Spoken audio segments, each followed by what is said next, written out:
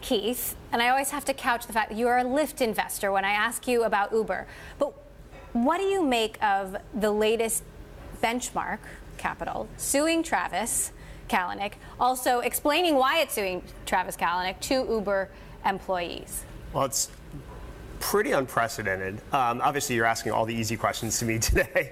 But I've served as a director of companies for 14 years in Silicon Valley, only the last 4 as a VC. So I think I have a somewhat detached perspective.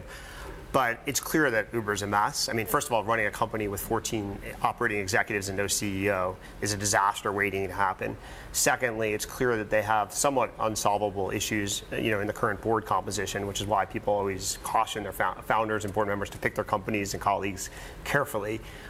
It's very hard to get divorced in business, especially when you're on the board, and they're going to have to reconcile this. I think the lawsuit is very weak. I mean, it's clearly a strategy and maybe a very effective strategy, but the substantive claims, the fraud claims, are pretty weak. So the breach of contract has a weak case? I think the case substantively, at least what's in the public domain. Now, there's some stuff that's not in the public domain yet, like what's in the Holder report, what concessions Benchmark may have made to give those board seats or to get Travis to resign. There may be a lot of new information that comes out, but in the public domain, the case is pretty weak. That said, it may be very effective in terms of coming to a compromise where everybody is happy and can move on with a CEO. Now, no venture capitalist wants to be considered the investor who's going to oust the CEO, right? So if Benchmark is doing this, it must have been a very difficult calculation. I mean, what does this mean for Benchmark and its reputation among entrepreneurs? Well, I think it's always a difficult calculation when you remove a CEO. I mean, the 2 times then sue them.